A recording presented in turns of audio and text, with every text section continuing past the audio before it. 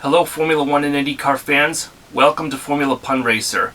Today is August 25th, 2021, and it is with great sadness to announce that famous IndyCar journalist and former midget and sprint car racer Robin Miller passed away this morning at the age of 71 from leukemia. He is survived by his sister and her family, and he will be greatly missed.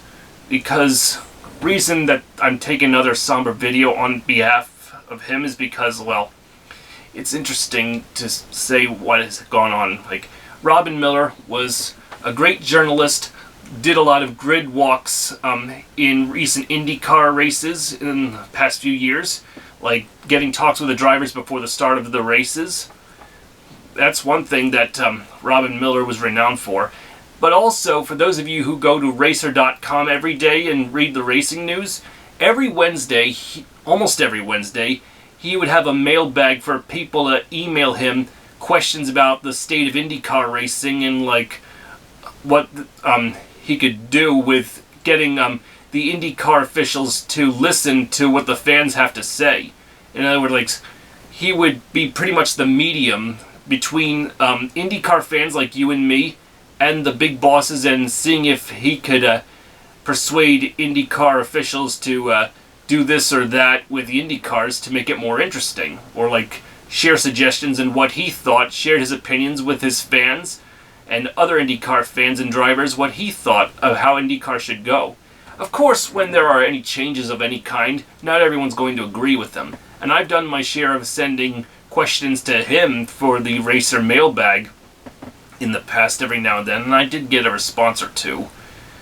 Of course, some of the things I asked were pretty much like out of this world and not likely a pipe dream, like asking if any of the manufacturers would ever join IndyCars, or told him that while some people have some lame opinions about the 2016 Indy 500, for example, I told him that it was definitely a race worth remembering with Alexander Rossi winning in 2016. So, when every week that his Robin Miller's Racer mailbag would come, I would be interested in reading it. Every week it would be coming out. It is unfortunate that his sickness forced him to slow down the response, and like, for those who are watching the Nashville race earlier this month and were noting all those Get Well Robin stickers, well, we can be thankful that he no longer suffers. He will be missed. And I also gotta say, I'll have a little more to say about Robin Miller later, but to bring you the latest news in IndyCars is the fact that, for sure, Ryan Hunter-Reay and James Hinchcliffe are definitely out at Andretti Autosport at the end of the season. Will Romain Grosjean go to Andretti Autosport next year? That seems possible, as well as the fact that he enjoyed his first oval race at Gateway this past weekend, even though he finished 14th. And well, it didn't get off to a great start for the Andretti boys, and Ryan Hunter-Reay was the only finisher of the four drivers, finishing in the top 9. Colton Herta was out with a broken rear drive shaft, and Rossi hit the wall. Hinchcliffe, don't ask.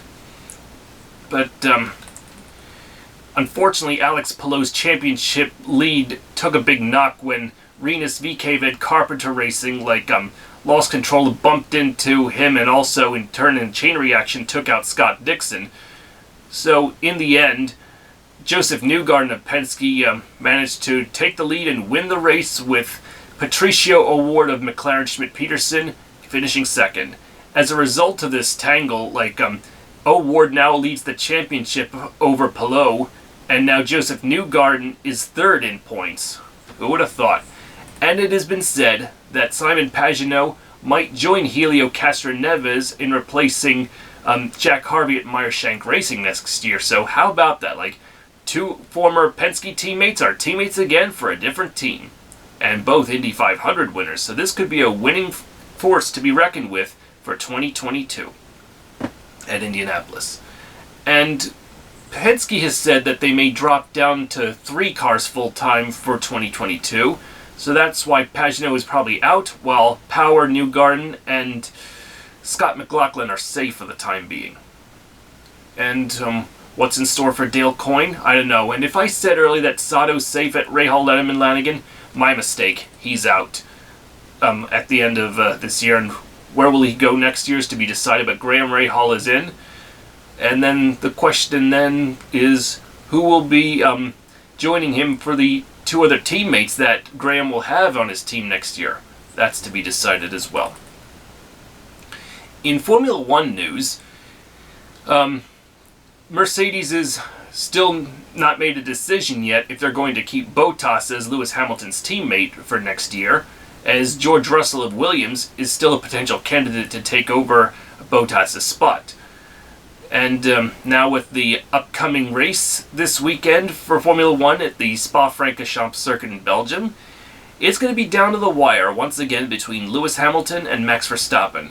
While Hamilton leads the manufacturers and drivers title for Mercedes, don't count out Max Verstappen of Red Bull. While Honda has going to end their relationship with both Red Bull and Scuderia AlphaTauri and pull out of F1 at this season, the bigger blow for Honda fans is the fact that because of COVID outbreaks and cases in Japan, the Japanese Grand Prix unfortunately has been cancelled once again. And now they're going to see if they can find any replacements. And the country of Qatar, or Qatar as they like to pronounce it, might be a potential replacement, or even Austin, Texas in the US. And more importantly, Red Bull is considering making their own power units starting next year onwards. Some people may say that's financially foolish, but let's see what the energy drink company of Austria is capable of. After all, they put in so much money in making so much advertisements, and they own 2 F1 teams, a lot of soccer teams, you name it. Who knows what Red Bull could be capable of in the future? Who knows? We'll find out. But finally, to conclude this video, in the hope that my next video after this will be a lot more humorous, of course, the reason that I not only cut to the chase in what's going on in recent news and having no humor is not only just out of respect for Robin Miller, but I also like to give him thanks for the reasons why I decided to make these YouTube videos with a hilarious twist on them to begin with.